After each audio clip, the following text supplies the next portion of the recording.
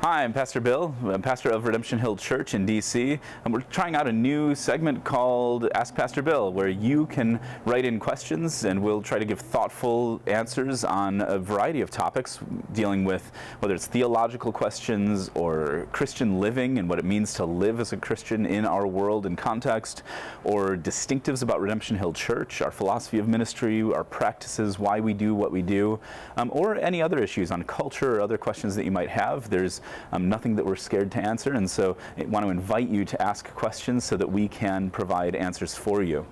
One of the questions that we get regularly as a church that is made up of a lot of singles, particularly 20-somethings and 30-somethings, is what does Christian dating look like? And what are some principles and some ideas for what it means to date as a Christian, to get to know people that you want to maybe pursue marriage with? And it's a tough issue.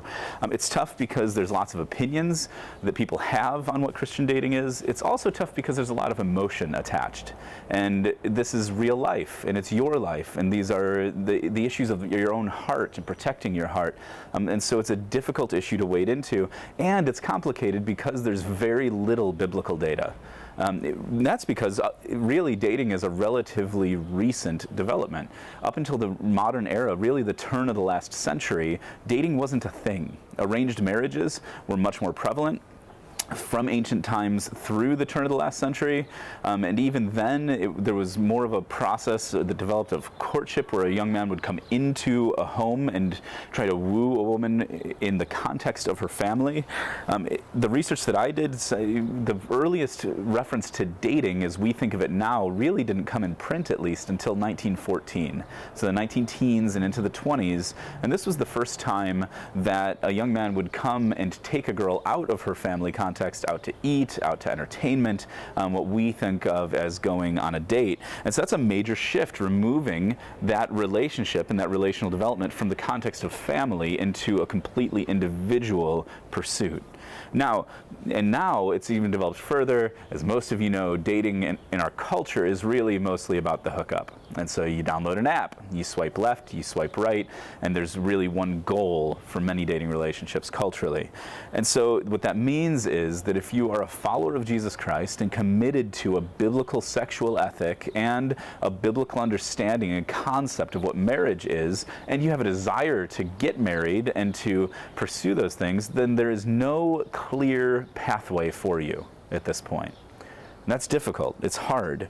And so in light of that, some have pursued this return to courtship idea that frankly doesn't quite make sense, because it doesn't actually address our cultural challenges, and it doesn't address the idols that people have and really the practices in place in our culture. And so if the movement of I've kissed dating goodbye to return to this model of courtship, trying to roll back time, there really is even a question then, why don't we roll it back a little further and go to arranged marriages? As a father of daughters, I am much more of an advocate that way. But I understand that that's not going to be the reality. And so in that, some thoughts for you on what it means to approach things as a Christian single in dating relationships. The first is to remember the importance of real friendship between men and women in the church. And this is something that the churches haven't done well. Often there's a stark divide where men don't speak to women or women don't speak to men because they're scared of what might happen if they do. And it's really vitally important that men and women can learn how to be friends together. Realize that we bear the image and likeness of God, and realize that we are brothers and sisters in Christ, and we are bound together as brothers and sisters, and to approach people in that light first and foremost. That if you're a Christian, what you believe first and foremost is that Jesus' life, death, and resurrection are our only hope, and that it changes us from being in Adam to in Christ. We are now knit together as a spiritual family with one common Father. That identity comes first. And that means, as brothers and sisters in Christ, we have to follow things like what we read in Colossians chapter 3, that to put on then as God's is God's chosen ones, holy and beloved. You need to put on compassionate hearts and kindness and humility and meekness and patience, bearing with one another. And if one has a complaint against another, forgiving each other, just as the Lord has forgiven you, so you all must also forgive. And above all these, put on love, which binds them together in perfect harmony, to let the peace of Christ rule in our hearts. This is the calling of all Christians, and that's first and foremost, and that includes in dating relationships. And so in that, to approach each other as brothers and sisters in Christ has to come first. And that means that you can go grab a cup of coffee with somebody without it meaning you're going to get married to them, because you can be their friend. But it also means that communication is important, that you can't toy with somebody's heart and treat them badly and manipulate them into thinking it's something more than it is. So be clear on what your intentions are, because you're dealing with a brother in Christ. You're dealing with a sister in Christ. So that comes first and foremost. A second principle on Christian dating is to realize that singleness is not a lesser state. And this gets communicated often in churches as well, whether implicitly or explicitly, that married couples are given a more prominent place and more prominent opportunities. And really that goes against what we read in 1 Corinthians 7, where Paul says that he would love to save people from the anxieties and pressures of marriage and free them to be more involved in God's work and in the work of the gospel, because they're single and don't have those familial pressures. And so singleness is actually a gift from God, which I know is hard to hear if you're single and you want to be married. But look at the season of life you're in and realize the giftedness that God has given you and make the most of it. And if the opportunity opens up for marriage and you want to be married, then pursue marriage. But don't look at singleness as a lesser state of spirituality. The third principle is, in dating, when you actually get into a relationship with somebody, be serious about looking toward marriage.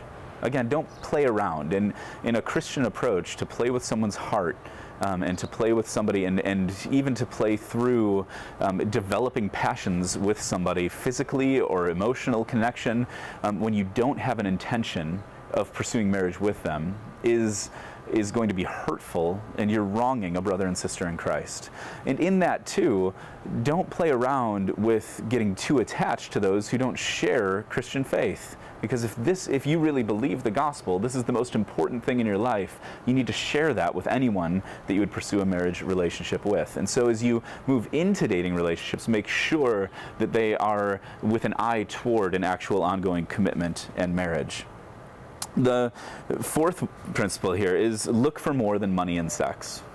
Don't evaluate people just on their successfulness, their careers, their stability, and whether you're physically attracted to them. Real attraction is an attraction to a whole person, who they are.